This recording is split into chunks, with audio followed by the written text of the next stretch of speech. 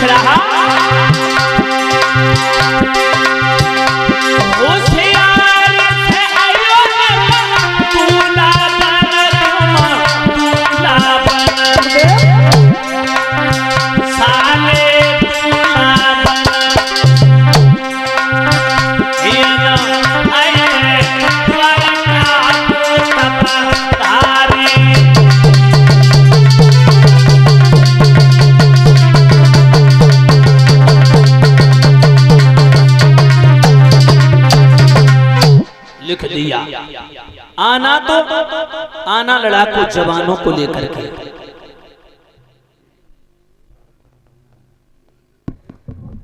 क्योंकि यहाँ पर द्वारकाधीश कन्हैया के आने की संभावना है, तो अगर वो आया तो यहाँ पर विवाद होगा, और विवाद होगा तो फौजों की आवश्यकता पड़ेगी, इसीलिए जवानों को लेके आना साथ में। परीक्षित जी असर्पियों गिन्नियों का ढेर लगा दिया, नाई ब्राह्मणों को भेज दिया। चलते चलते चंदेरी पहुंचे, शिषपाल को खत दिया।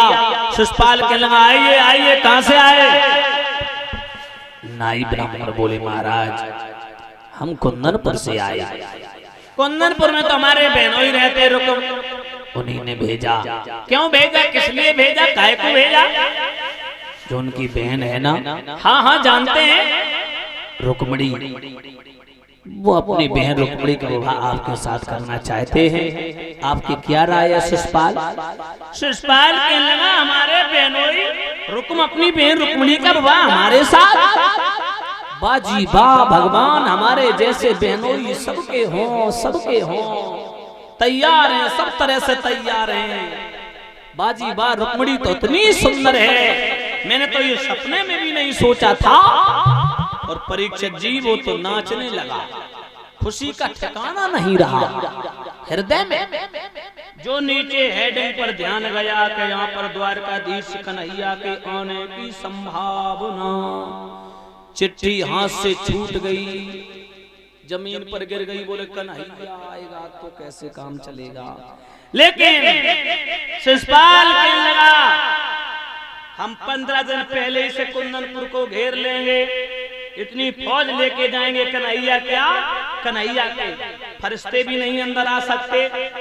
उसने परीक्षित देवठान का ध्यान किया, देवठान के 15 दिन बाकी हैं। सोच लगा हम 15 दिन पहले ही से कुंदनपुर को घेर लेंगे।